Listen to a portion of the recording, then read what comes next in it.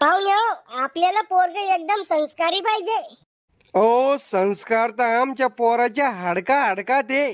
वा, म्हणजे लोकांच्या रक्त रक्तात संस्कार राहते, तुमच्या नातवाच्या हाडका हाडकात संस्कार आहे. वा, मले तर तुमच्या नातवासाठी आणि तुमच्यासाठी तळपायानं टाळी वाजवा वाटू राहिली. ओ मवा नातू इतका संस्कारी आहे, तो गावामध्ये दारू पिन, गुटखा खाईन, गांजा वडन, पण आमच्या देखता सुपारीचं खाण सुद्धा खात नाही. येले म्हणते संस्कार. हे म्हातारड ही बी सोयरी काही जमू देत नाही वाटतं रे भाऊ. पाहुणे हो, मी सांगितलं नाही का बाबाच्या गोळ्या आटपेले म्हणून.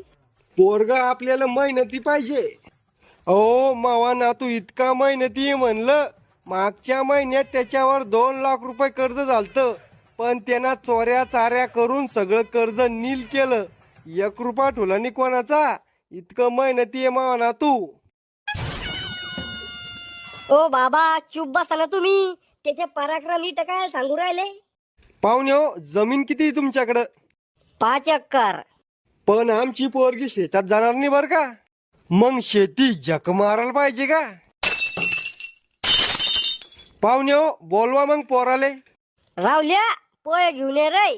दो अनजाने अजनबी चल बांधने बंधन